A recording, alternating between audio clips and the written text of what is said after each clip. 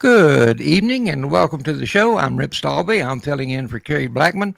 He and his wife are on a cruise, but my savior here is Jeff Maddox is with us tonight, so he's going to do his best to keep me straight.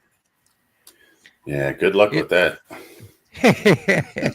it's fun to be here. I enjoyed doing the show every now and then. Um, Tonight, we're going to talk about defects and what they are, what they're not. And most people, when I talk about poultry defects, seems to think that it applies just to exhibition poultry. And while that's true to an extent, it actually goes much further than that. It's a much deeper thing than just what the bird looks like. So, uh, before we get started, I just want to remind you if you have any questions, be sure and leave them in the comments, and we'll do our very best to get to them. So, Jeff, what do you say? Without any ado, we just go ahead and get started and kick this bad boy off? Well, I mean, just a little bit of background for the guys, right? So, Okay, lay it on. all right. So, I've been working with the game fowl guys now for getting close to a decade, and when you talk to them a little bit, when you bring up the subject of like uh, defects, like whether it's duck toe, whether it's ride tail, whether it's body conformation, things like that. You get some resistance, and they're like, well, the bird still performs, right, and or whatever, right, or it has the right attitude, or and so guys that are listening, Carrie and I talked to Rip about, okay, so if leg placement or body conformation or tail placement, if these things are not, I don't even want to say the word perfect, but if they're not, where they're supposed to be on the chicken's body, what difference does it make, right? Why should you even be concerned? So, with Rip having almost, 50 plus years of experience in chicken breeding, I felt that he was as good as anybody to help break it down and describe, you know, why these different body, imperfections are going to affect the bird's ability to perform no matter what you're doing with them, right? So, Exactly. take her away, Rip. Yeah. Okay, well, you're talking about affects the bird's ability to perform. Um, I would probably couch that by saying it affects their ability to perform at peak efficiency. Some defects, depending on the severity, can have greater or lesser uh, impact. But if you look up in the dictionary for a definition for defect, it's generally defined as an imperfection, a flaw, a shortcoming that causes something to deviate from its intended standard quality or function. Okay, so far so good, right? Yeah. Now, if we apply that to poultry, I would extend that to say a physical, structural, or genetic fault that deviates from the breed's written standard of perfection and negatively impacts the bird's appearance, its function, or ability to reproduce, grow, or perform as we want it to. Now, the standard of perfection goes into great detail of pointing out what the different defects are and talking a little bit about what they are, but it does a pitiful job, doesn't it? It's really non existent. But they don't talk about why we should be concerned about these defects. What's the potential effect on our birds? And that's what I want to get into tonight with the game fowl folks. So the first one I want to talk about is duck foot or duck toe. Uh, it is a defect in chickens because it reflects improper foot structure, and that can lead to serious problems with the bird's balance, movement, health, ability to breed, and overall function. And what duck toe is, it's where the rear toe on a bird's foot twists around forward. So it looks almost like a duck's foot. The duck foot doesn't have that rear toe, or what some of them do, some of them don't, but it affects their ability to balance. Another name for that rear toe is prop toe, PROP, because it helps him prop up. If they've got duck foot, they have a poor time maintaining any kind of balance or stability. They can't roost comfortably uh, on their roost at night. Um, it can cause an abnormal gait in the birds. Um, if you've ever seen birds with severe duck toe, and if you have watched them walk or try to run, you can tell that it's something is definitely not right there. Um, but think of it just as making it much harder for the bird to balance. It reduces their efficient movement. Again, talking about the gait, they can't forage naturally. They can't scratch properly. They It's almost like they lose their ability to chicken in a sense. And if you're around me very much, you'll hear me talking about we need to let chickens be chickens and chicken, but they can't do the things that a normal chicken can do. Um, Breeding implications. It's oftentimes heritable. Uh, Breeding birds with this defect can spread the problem throughout the flock, and it weakens the overall structure of the entire future generations. That's why you want to be careful with it. I've got an old saying that the longer we tolerate a defect in our birds, the longer we're going to have it, and the harder it's going to be to eliminate. Um, it's like, and most of these are recessive that I'm going to be talking about. Um, so you got to have both parents carrying a copy of the recessive gene to give it to the chicks. But it's almost like if it's continually reinforced by not being eliminated from your gene pool, it's almost like it becomes a dominant type thing. And it can be almost impossible to get rid of it. Um, Another thing about, um, and I've actually seen this, they get those birds out there with duck foot and they can't walk or move properly. It makes them an instant target for predators, particularly birds of prey. Um, they are really good at spotting a bird that has something wrong with it, and they'll go for it really, really quick. Right, moving on from duck toe, we'll get a little higher up on the birds, and I want to talk about split wing and slipped wing. Um, Most people Hold on a minute, seem, Rip. yeah, go ahead. Hold on a second. So, question did come in. So Hmm. can you breed a rooster with duck toe and the offspring not have that defect? You can breed a rooster with a duck toe.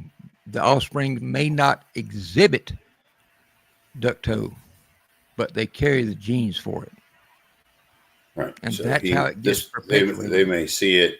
Right. They may see it a couple generations later. It'll pop back in again. Exactly. So Exactly. it'll be there hiding. And you may not see it in the next generation, depending on the strength of the hen, but it's And still hiding in there. it's still hiding. It will come out at the most inopportune times. I've had it happen with other defects, um, that when you least expect it, I mean, everything's going along hunky dory. The birds look great, the chicks look great, and then all of a sudden in the next generation, wham, it sets you back a whole year in your progress. Yeah. So, So while you were covering duck toe in the comment section, I did, for those who might be interested, a man by the name of Anthony or Tony Seville wrote the standard for the American game fowl. mhm. To my knowledge, this has been adopted by most of the game fowl associations, and there's the link. So if people want to get their own copy of it, it's good to have on the shelf. if that's what And you're going to I raise. appreciate you sharing that, because I need to get a copy of that standard. It's I available on enjoy Amazon. So, yeah. be on there. I'm not quite as bad about shopping on Amazon as my wife is, but I know how to work around in Amazon. I'll just leave it at that. Man, I hope she isn't listening. So, The door shut. She's in her bedroom okay. with the door shut and the TV on. I hope. All right. All right. You're safe, hopefully. But women have the ability to hear things you don't want them to hear. They Oh, can't hear trust you me. 90% of the time, but they can hear you that 10% you don't want them to hear you. So, If I anyway, really want her to hear something, I kind of whisper it. yeah. Yeah. Let's talk about All right. You're talking about slip wing. split wing and slipped wing. Most folks Okay. think that they are the same thing, but they're two entirely different conditions. Split wing is a structural defect where the bird's wing feathers do not fold properly against the body. And if you unfold that wing and spread it out, you'll have the primary feathers, and there'll be a gap, and then you'll have the secondary feathers. Because what's missing that causes that gap is there is no axial feather. That's what fills that gap. And again, when it's not there, a weakness in the wing and can affect their flight. In a normal wing, the feathers should be smoothly aligned and giving the wing a solid, continuous appearance when the bird is standing. Um, in a bird where there's with a split wing, there is a noticeable break or division about halfway down the wing. Now, I just went out and quick did a look, and it looks like you can actually see that as a chick. So, like in the first few weeks, Yes, when those hard feathers are coming in, it looks like you can detect it then. Now, if you you see it can. as a chick, will it ever get better? So, a lot of guys keep birds for a second year, or thinking that they're going to Oh, get sure. better but I think if that's missing as a chick, it's missing, right? I have never had one get better. Never. Now, is that And genetic as well? Is that yes, gene trait? very Okay. much. And I equate it back in my younger days when before I had a bad back and other issues that affected my mobility. I dearly loved to go quail hunting or dove hunting. It was my favorite hunting pastime. And did a little turkey hunting, but I never harvested a quail, a dove, or a turkey that had a split wing or a slipped wing. And I often thought about that. And I was talking with one of our wildlife biologists one time, and he said, well, that's because it's a genetic flaw. And like most genetics flaw, they just don't survive out in the wild. So that tells you that it's a more serious problem than just something for looks. It affects the feather coverage. It, without good feather coverage, our birds get cold, they get wet. Um, they, of course, can't fly well, I should say. Um, it causes them to um, jump to roost up and jump to roost or from roost going down. And then we run the chance of things like bumblefoot or bruises to the heel of the foot. Um, it is highly heritable. Um, and I don't care, I bred my line of reds for decades. And every now and then I would still have a slip wing pop up, or a split wing prop up. Um, so it's something you got to be vigilant about paying attention to, and never back off of focusing on that. How early can you see that, Rip? 2 weeks, 3 weeks? Um, I like to wait till the chick has all their wing feathers in. So a little Okay. bit later past that because it can get so confusing. Chick wings are funky looking anyway at best. And what can look like a perfectly good wing may be a split wing, or what looks like a split wing may just be a perfectly good wing where the feather hasn't grown in. But certainly by 10 or 12 weeks, you should be able to tell.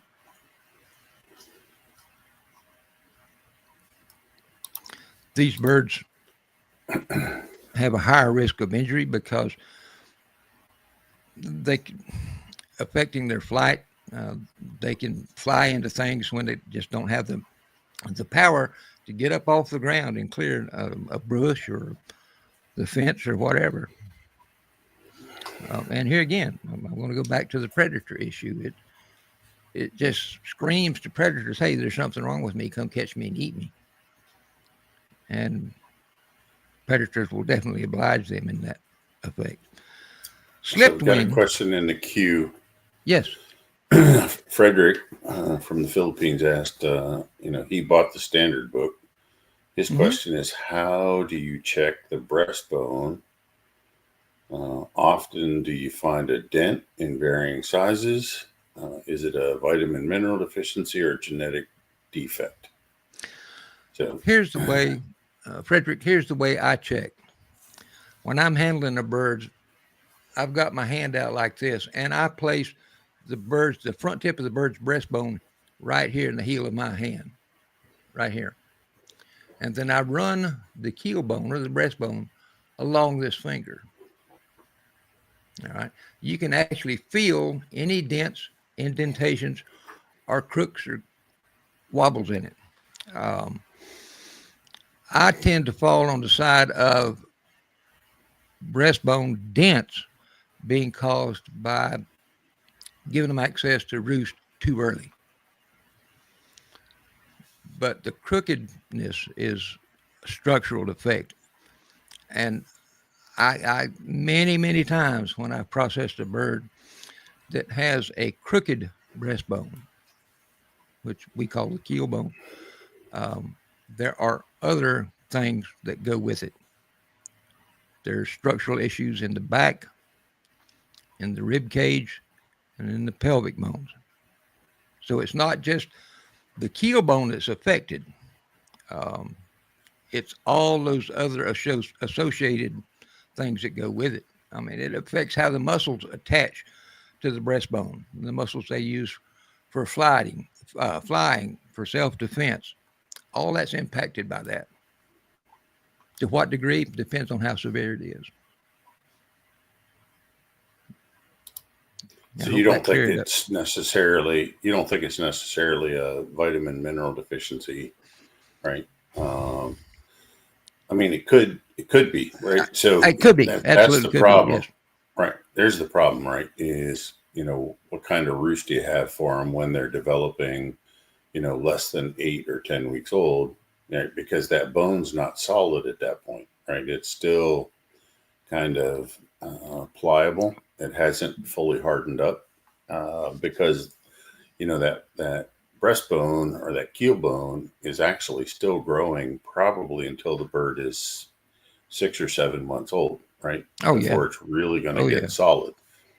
So, being careful so there's where your roost bar, the selection of a roost bar is important. Not that, you don't really want anything with a hard angle on it, that's where something a little bit more rounded, if you're going to have roost bars, um, tend to go bigger than you thought you needed for the roost bars. Absolutely. But I Absolutely. have seen it. I have dealt with folks that had problems with crooked keel or a dented keel bone, where better nutrition has made a difference, right? So um, that What better quality calcium kind of speeds up that bone process, but still, it's either going to be while genetic or while we're on the nutritional thing, can I get on my soapbox for just a minute? yeah. Um, I have heard on more than one or two or three occasions, and Jeff, I know you have too, that people say when I started feeding a better quality feed, it caused problems in my birds. Now, here's where I come down on that. Feed cannot cause something to happen if it's not there genetically. Okay. A good feed will show you what's in your bird's genetics, good and bad. And if it brings out a bad quality, don't hit the panic button. Oh, woe is me, and start wringing your hands and all that stuff. That is a blessing in disguise because until you upgraded your feed, you didn't know you had that problem. And once you've identified that problem, then you can work to eliminate it and improve the health and overall quality of your birds. I'm going to get off my box now, Jeff.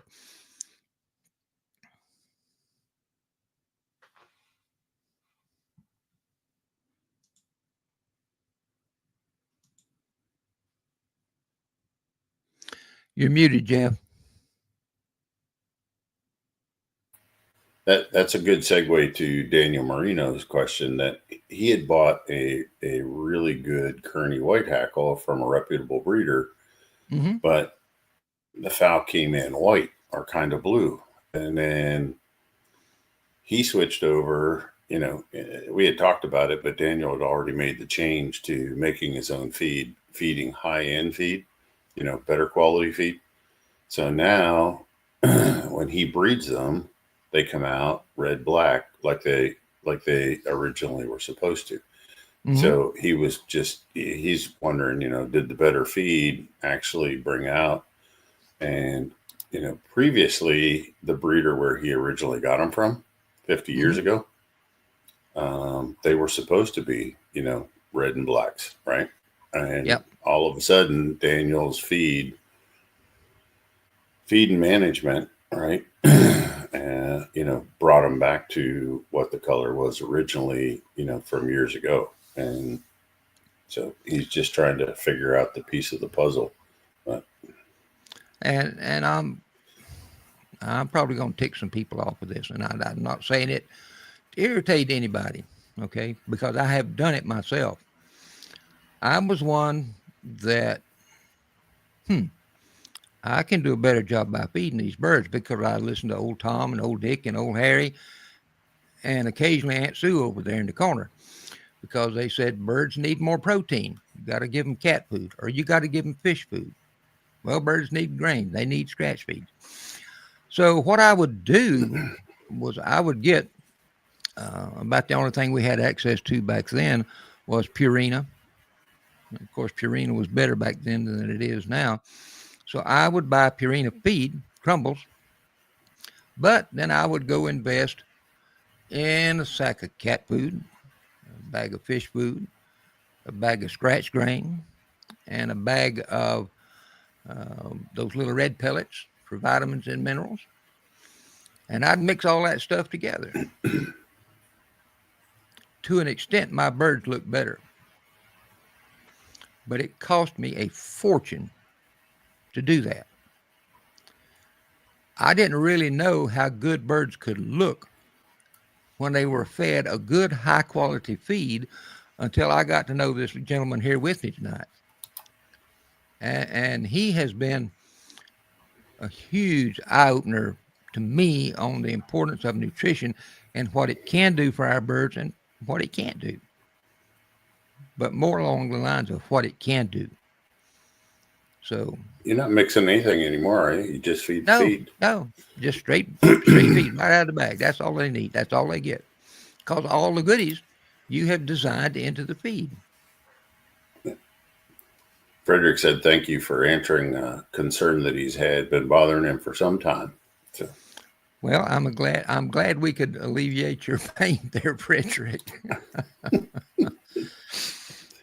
I've might gotten on mean my some hard soapbox. culling, but yeah.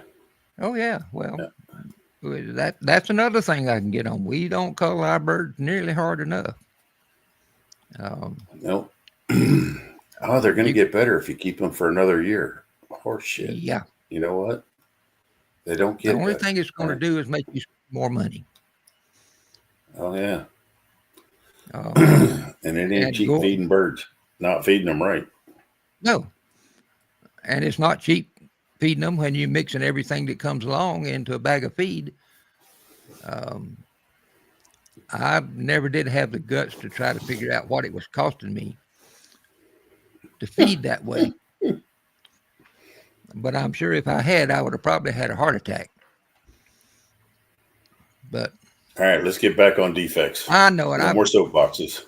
I'm no more soapbox. Oh shoot! You take all the fun out of it. I know. Um, Slipped wing is a defect where the wing carriage is loose and drooping. You'll actually see it drooping down along the side of a bird. In waterfowl, they call it angel wing.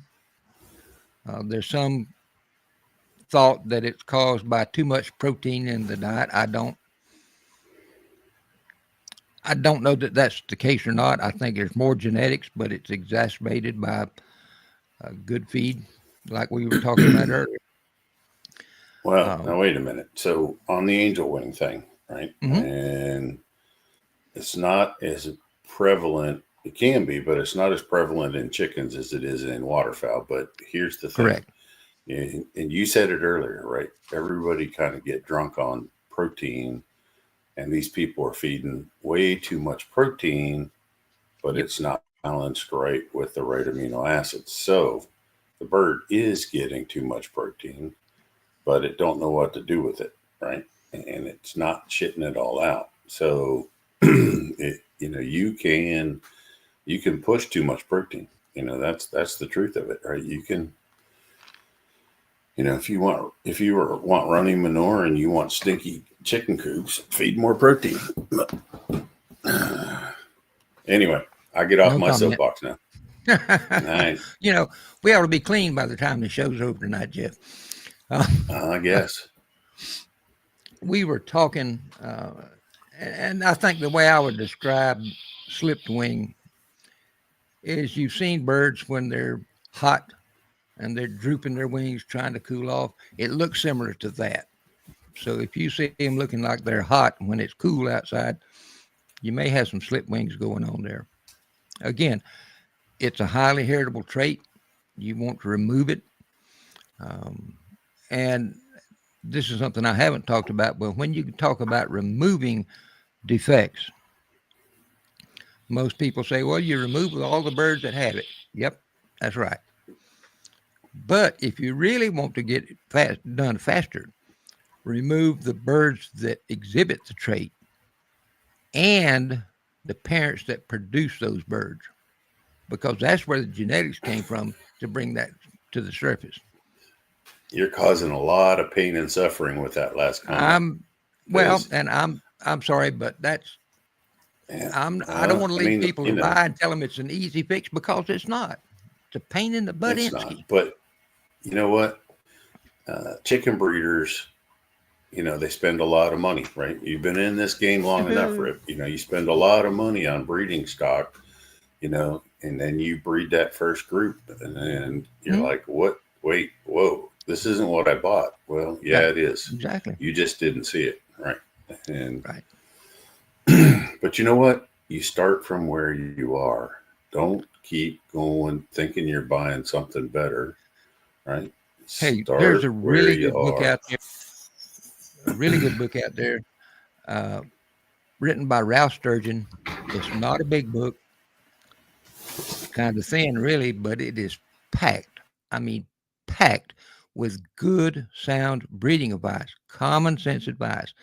And the title of that book is called Start Where You Are with What You Have. You can get a copy from the American Bantam Association. I think it's maybe like $10 or so. Even if it's worth cost you $50, the information in that book is so worth it. Um, see, getting back, we were talking about keels, and I covered partially what I wanted to talk about. But what can crooked keels cause um, in our birds? The keelbone is where all the major flight muscles the pectoral muscles attach, even in flightless chickens. All those muscles attach on that keel bone. And if it's crooked or it's warped or it's deformed in some way, it will affect the muscle development and their ability to move and to fly and all that other stuff. Um, I have seen a study, it's been a long time ago, probably 5 or 6 years, but they think that birds that have serious keel deformities may fatigue easily, struggle to eat or move normally, and have lower production performance in terms of growth, egg production, or breeding vigor. Um, and man, breeding vigor is something we have probably all experienced at one time or another. Um, Well, so all right, let's think through this for a second. So go for it. if I've got dented keel or I've got crooked keel, when I have felt that on a bird, okay,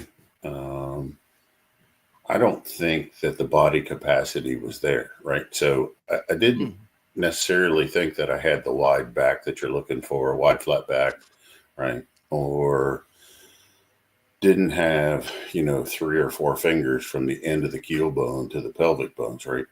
Back there in the abdomen area. So, I mean, you're going to lose your internal capacity. And when you lose, if your organs are kind of scrunched in there too tightly, they're not going to function right. Right. So having that bigger rib cage, having that bigger abdomen/chest area is going to be beneficial for longevity and performance. Oh, yeah. Um, the thing about these defects, a lot of them are structural in nature. And many, many times, what you find with one defect, you'll find another structural issue. It may be, you may find a crooked keel bone. You may also find a wry tail on that bird, or you may find a roach back or a crooked spine. It all is interconnected. I think that's one reason it's so hard to build a really good bird, but it's sure worth it when you can pull it off. Let's talk about legs, the running gear of a chicken. 2 conditions I see more than anything else, or back when I was judging, I saw more than anything else, were knock knees, or some folks call them cow hocks. It's where the legs come together beneath the bird and the hocks actually rub together, or they get that close. I find that to be associated with narrow backs. Ideally, you want your legs to come down straight from the side of the bird to the ground, just boom, straight up and down. You don't want them bending in and making this knock knee. You don't want them bending out to where they look like they're bow-legged. Some old cowboy out of a Western. Um,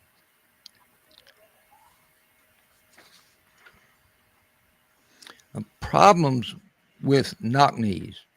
It affects their balance. It affects their ability to walk. Um, and I see this a lot with people that raise broilers. It affects their ability to even stand, to be honest with you. They will literally collapse under their own weight. There is a higher risk of joint injury. And again, you get reduced growth, reduced production, and reduced performance. And it definitely affects their ability to breed. So let me get this straight. All right. So if I'm looking at a rooster straight on from the front or the back, but to me it's a little easier to see it from the front, right? You basically want the legs as straight as possible and parallel, and actually you want some good width between them, right? So you don't really want the legs close together. So you almost want like a hand's width between the legs. but it's important for them to appear to be straight, is what I hear you saying, Absolutely. right? And you're talking about the width between the legs. That is a really good indicator of body capacity on those birds. I like to be able to take, now it's going to depend some on the breed, okay? But I like to be able to take and put my fist between that bird's legs. I don't want it snagging on anything. That tells me they've got good width. They usually got good, strong legs. They have the ability to move. Where those birds, where it comes in at the hock or bows out, they're just not built for doing that kind of stuff. It's just not there. Well, It's I just can not tell you, there. my good friend in the Philippines, Jen Ariata, um, Hmm.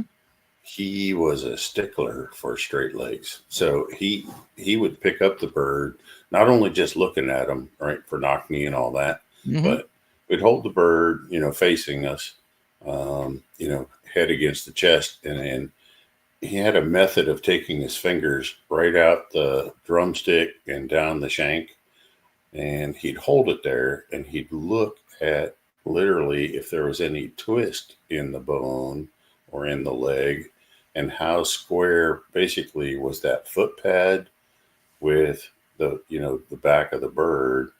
Yes, sir. um, and to at least to him, that is a huge factor, um, in selecting birds, particularly for his breeding program, right? Absolutely. And that's the mark, or one of the marks, I think, of a really good breeder. They pay attention to all these little details that most folks think would be insignificant. Yeah, I mean, But don't forget the big details, but no, no, don't let anything slide. But right, you can't have an ugly chicken with a wry tail just because he has straight legs, right? So correct, yeah, they do make good dumplings, though. No, I'm sorry, I didn't. that's what I hear. That's what I hear. I think I want something with a little bit more meat on their bones. But so you were Exactly. talking about a fist, but you were talking about the fist between the legs, right? Being able to fit Yep. your fist between the legs. Hmm. So, most game fowl are, just close to 5 pounds Yeah, live you weight. couldn't do that to a Um, game fowl.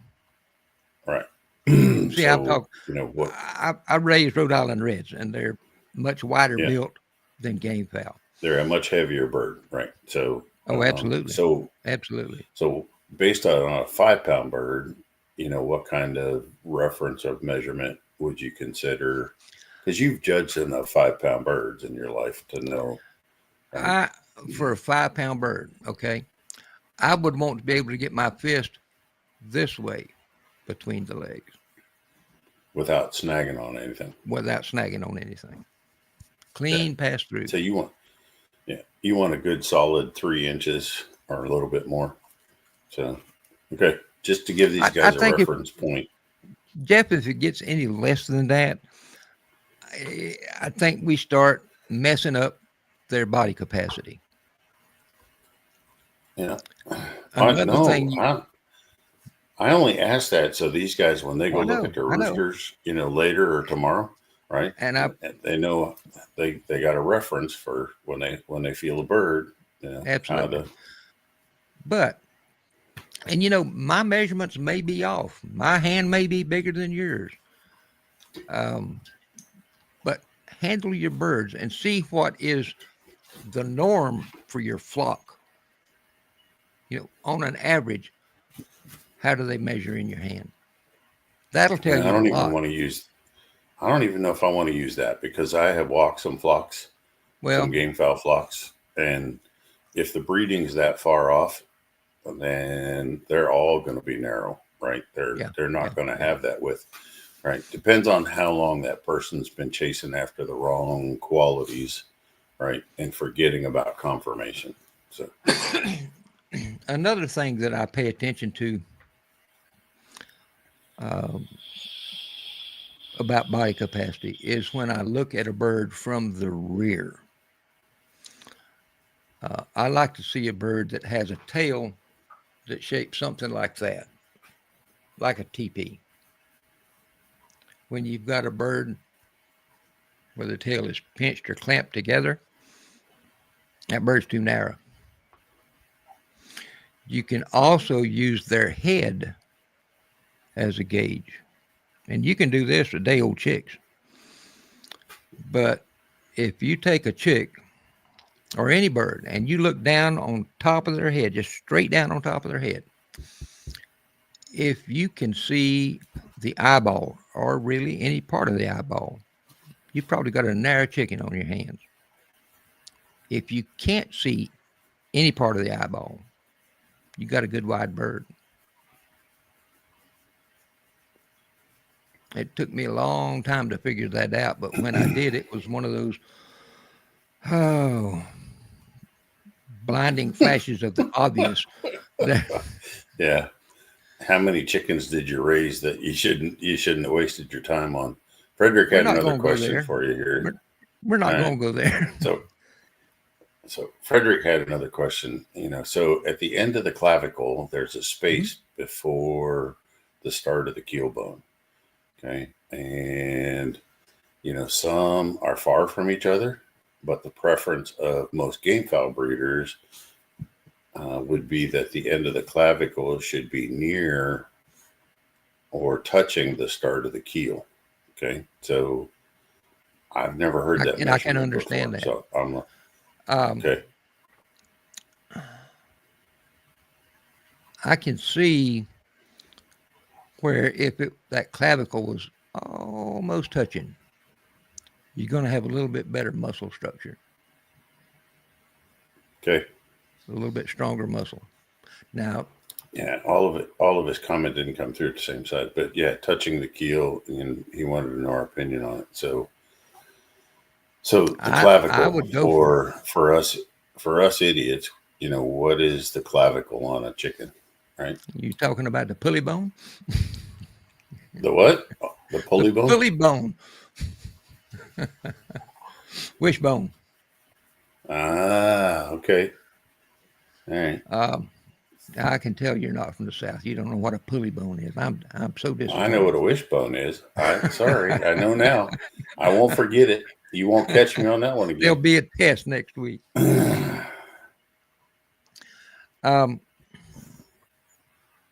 let's see. We were talking about legs and got in this roundabout routine, which I think is good because I like to deal with I things want to as they answer come up. right. And Kiku agreed with us that bow-legged or knock-kneed are defects when it comes to any breed of fowl. So he was Absolutely, my man. support. Yeah. Absolutely. If they can't walk But right, they I can't see a lot of perform right. knock-kneed game fowl. Oh, I A see a lot of lot of knock-kneed birds knock-kneed. in the show. You'd be surprised. I You'd be know. surprised. People don't pay So attention to their birds.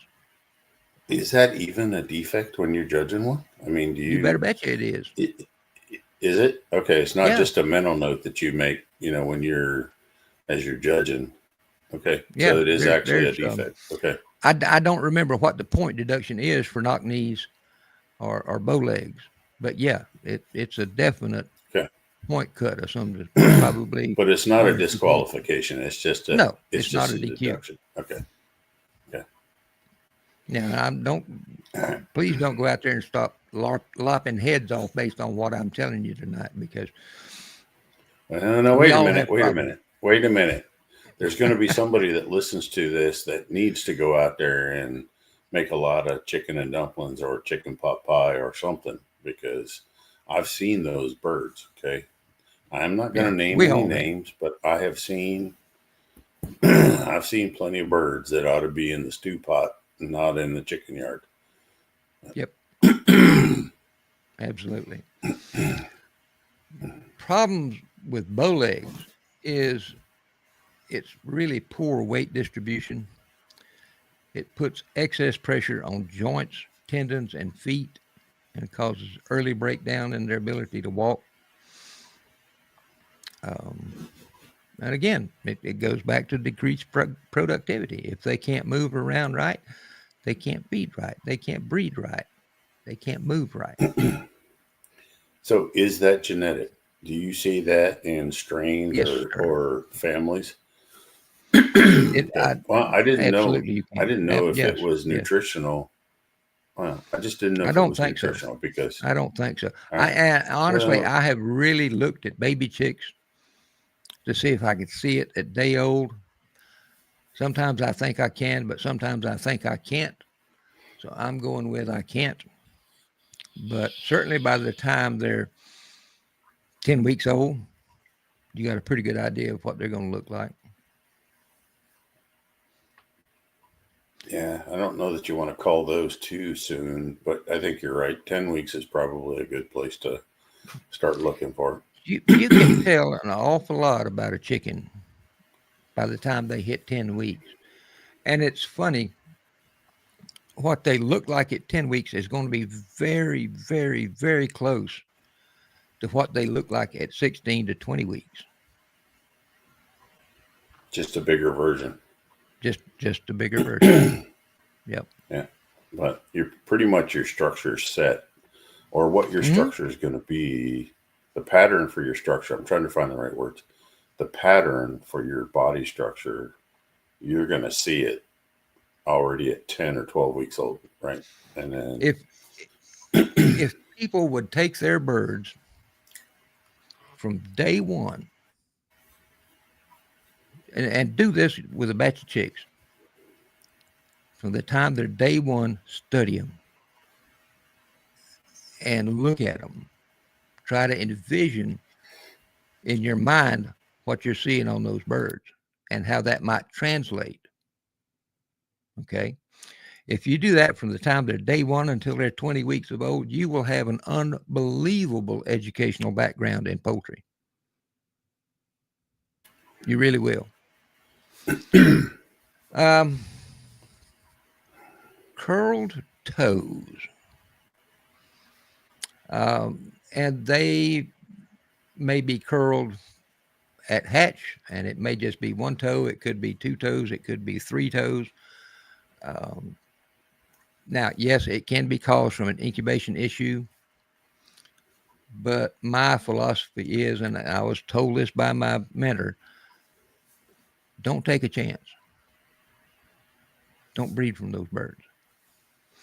Um, the toes may curve sideways, downward, or underneath the foot. I have seen birds at a show, okay, at a show, where the toes were curled up like that on their feet. I don't see how those birds moved around. There's no way that that bird could chicken. so we got Almost an better. interesting question come into the queue. I'm gonna pop it up there for you. But can you breed out a layer breed that is in a game from a game fowl bird? So it sounds like somebody had crossed a game fowl from like a barred rock or another laying breed, had some accidental hatches, and now they've got a layer breed mixed into their. So Excuse me. I mean, The short answer to you that can is breed yes. anything out, Yeah, but it's going to be a lot of it's going to be a lot of generations to get it out. it is, and it will be a test for your metal on culling. But if you, where you put your selection pressure, where you choose to focus your selection pressure, it's what you're going to breed for.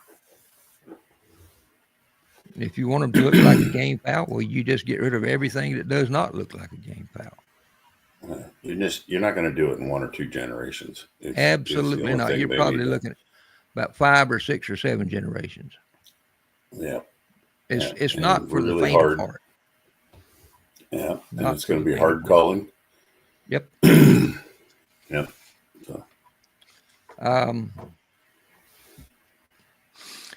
in a, and I talked about that bird with the severely deformed toes.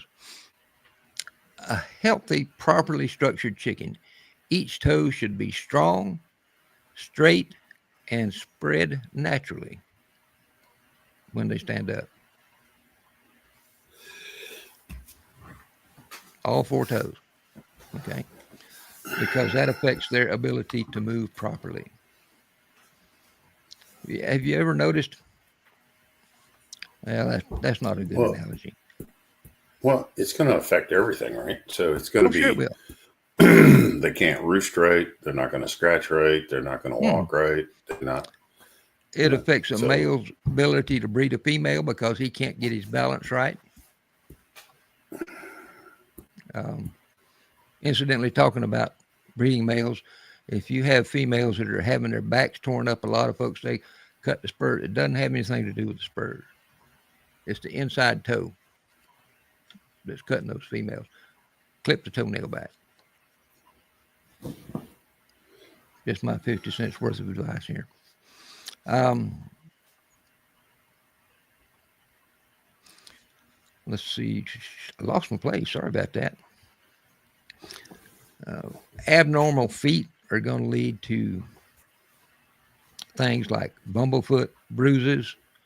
Um, Frankly, it's going to give them a lower quality of life. Um, and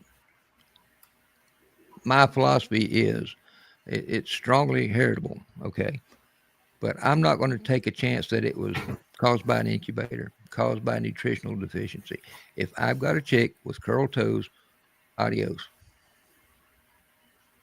And I've been accused of being cold and heartless, which I guess maybe I am, but I'm not going to tolerate that in one of my birds. so Kelly said if your breed has laying bloodlines, in your game fowl, just get rid of them and start with some new game fowl. So That's the easiest way, to be honest with you. that's the easy way out. That's for And, sure. and, and not only is it the easy way out, there is nothing wrong with starting over No. because you've learned a valuable lesson and you see what you need to do. It's the fastest way to solve your problem. How many times you started over, Crit? Oh, no, let's don't go down that road. um, Well, I know I you've had started, several different breeds, so you've oh gosh. started over Well, a some of few those I times. raised because I was wanting to get my judge's license. And back then you had to raise a whole lot of different things to even qualify to be a judge. But I started with Wyandottes first, Leghorns, and now these were all Bantams. Old English game Bantams, and my first standard bred birds I got when I was 9. I'll be 74 this year. But large fowl have always been my preference and my passion. Um, I've had buff rocks, um, but reds have always been my number one choice of bird. Love them, absolutely love them. Curved or crossed beaks. Um, Sometimes we call them scissor beaks, but it's where, and it's usually the upper beak that's involved. It will actually curve over. Trying to get up to my camera here, much like that. Yeah. Or, and there's not anything you can do for that bird. I know a lot of people try to save them. They can't eat properly. Uh, they just suffer badly from poor growth. Excuse me, malnutrition, chronic health problems. There's a huge mortality rate in those birds. And it is genetically influenced. You So, don't see them very often, right? I mean, no, no. in my years working with chickens, I might have seen 20. Okay. And You I've know where looked I at see the thousands most and of them? thousands of birds. I Yeah. see them mostly in hatchery chicks. Uh, yeah. But Makes sense. they don't call for many things in the way of defects. Um, Rye tail is something we talked a little bit about. What is rye tail in a bird? It's when their tail flops over to the side, one way or the other. It may not be that way all the time. The way you can check to see if a bird has a right tail is hold the bird in the palm of your hand, tail facing away from you. Flip the bird up and back down. If the tail stays straight, not a right tail. You flip her up and down and the tail goes bloop or flips over the other way, it's a right tail. I can almost guarantee you that to be 100% accurate. Um, it's mostly genetic. It can happen from physical injury, uh, poor muscle or skeletal development. See, this is one of those things that I'm talking about. You find one thing, it's related to something else. You're just seeing the right tail. And I'll have to see if I can dig a photo out, but it's a bird that has been processed and plucked. And you can see that the parson's nose, or the last piece to go over the fence, is actually on that bird crooked. But if you look closely and come down the spine, you can actually see where the spine is twisted. So it's not just something that affects the tail. There's more things going on there than meets the eye, literally. Um, it is very much genetic in nature. Um, it can cause an imbalance in movement. It can be a problem for males with the right tail to breed properly because it throws off their balance. Um, I'll be honest with you, it will affect your bird sale value. You take birds to a sale or whatever, birds with a bad tail or right tail, they're not going to bring you very much money at all. So there's a financial reason to getting rid of it. Not only people won't buy them, but if you're selling birds like that, it will affect your reputation. Guaranteed. The guy that had the laying hen Mm-hmm. mixed in is, so he's on his fourth generation, but somehow he got Americana mixed in with his Kelsos. He's on the fourth generation, but they're turning the corner in every generation, But he breeds his favorite hen back to the father, the Kelso, to keep straightening it out. So Yeah. so It he's sounds got like his he's on the own. right track and he's getting close to Yeah, being over the hump there. a couple more generations, he'll probably be there. Yep. That's folks. I'm going to be honest with you, and I sent Jeff a message and I said, well, I may have messed up because I've got more information here than I can cover in one show tonight. So what we decided to do was just go as far as we could, and that's as far as my notes take me tonight. But excuse me, I'm going to come back, see if we can do it next week. If we can't cover it all next week, I'll come back another week. Um, so I hope you're getting a lot of it out, a lot of information out of what we've been sharing with you. Um, I hope you are encouraged to go out and look at defects as something more than just cosmetic effect of the bird, because as we talked about, it affects more than just the cosmetic look. It's very, very structural in nature most of the times. Yeah, it's Jeff, do you have any more mechanical and questions? structural. Oh, absolutely. No. I mean, you've been doing good, and every piece or part of a chicken needs to be in the right location, right? For it to function the way we want it to function. And, you didn't even talk about station, you didn't talk about wing set. And so there's a lot of stuff left, right? No, And that's because I knew I wasn't going to get everything in tonight too. right. Um, Yeah, that's right. so You'll be here we next still, week, Corey. yeah, we still got more stuff to talk about. Trust me. Right. So Um, that's good. We'll spread it out. We'll keep them wondering what's next. So that's good. what is that old coot going to talk about next week? Tune in and find out. But Hey, I have enjoyed it. This great group. Y'all asked some great questions. I wish some of the other shows we do had people that ask questions as good and to the point as the game fowl folks do. I appreciate that and I admire it. And I thank you for doing that. the guys are learning a bunch, so they're happy. So we'll see them all next week. You can. That's right. Same time, same channel, same station. We'll be right here. All And right. if We'll Kerry's see you nice, next we week, may let folks. him come. All right. Thank He'll you, be everybody. back. He'll be back. Let's hope so.